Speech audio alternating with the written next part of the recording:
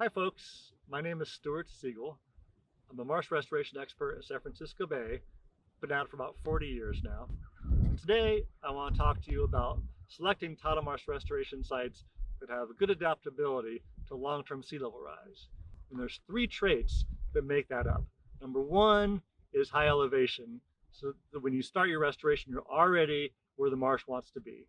The second is having good access to sediment so that when the tides come in and out every day, they help build the marsh up on a daily basis. And the third is to have a lot of plant growth so the plant matter builds up the marsh every year along with the sediment. So we start thinking about where can we do restoration. And one of the challenges of this estuary is that most restoration sites are subsided below sea level and don't have the high elevation. It could take years, if ever, to reach marsh elevations. And then you also want to put your restoration where the fish and wildlife are that you want to benefit. And so we look around the edges of the system and say, well, there's a few places you can do restoration that would look that way, but sometimes they're not where the fish and wildlife are.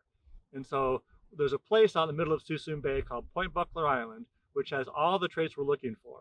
And it's a site that John Muir Land Trust is working now to get restored. It's high elevation, so you start where you want to be. It has good access to sediment supply, so it's going to be able to build up elevations over time.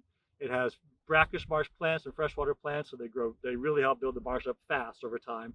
And it is along one of the major migratory routes for juvenile salmon as they come out of the Sierras through the Delta and out into San Francisco Bay. They can go into that marsh restoration site, they can feed, they can hide from predators, and they can grow.